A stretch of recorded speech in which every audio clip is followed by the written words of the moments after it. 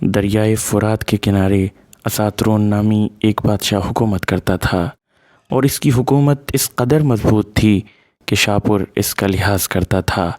شاپور نے اساترون کی مملکت کے چھوٹے شہر فتح کر لیے اور آخرکار اس کی دارالحکومت کا محاصرہ کیا۔ اساترون قلعہ بند ہو گیا، جہاں کئی سالوں کی ضرورت کے مطابق غلہ موجود تھا۔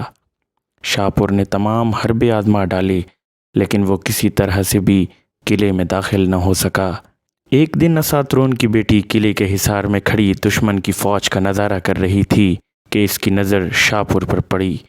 وہ اس کی مردانہ وجاہت سے بے حد متاثر ہوئی اور اسے پیغام بھیجا کہ اگر تم مجھ سے شادی کرنے کا وعدہ کرو تو میں تمہارے لیے قلعے کا دروازہ کھلوا دوں گی۔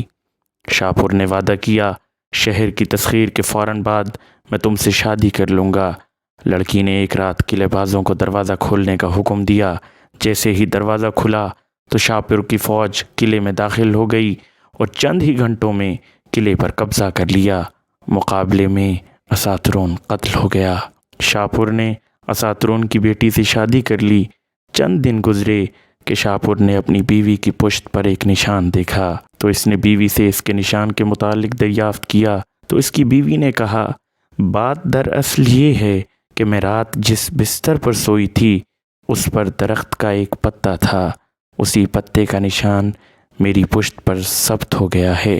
یہ سن کر شاپور بولا، تم نے تو بڑی نرم و نازک جلد پائی ہے۔ اس کی بیوی نے کہا، جی ہاں، میرے باپ نے مجھے بڑے نازوں سے پالا تھا اور وہ مجھے مغز گوسفند اور انڈے کی زردی اور شہد کھلایا کرتا تھا، اسی لیے میری جلد اتنی نرم و نازک ہے۔ یہ سن کر شاپور اپنی گردن جھکائے اور کافی دیر تک سوچتا رہا۔ پھر اس نے سر اٹھا کر کہا، جب تو نے اتنے مہربان باپ سے وفا نہ کی تو پھر مجھ سے تو کیسے وفا کرے گی؟ پھر اس نے حکم دیا کہ اس کے بالوں کو گھوڑے کی دم سے باندھ کر خاردار مقام پر اس وقت تک دوڑایا جائے جب تک یہ مر نہ جائے۔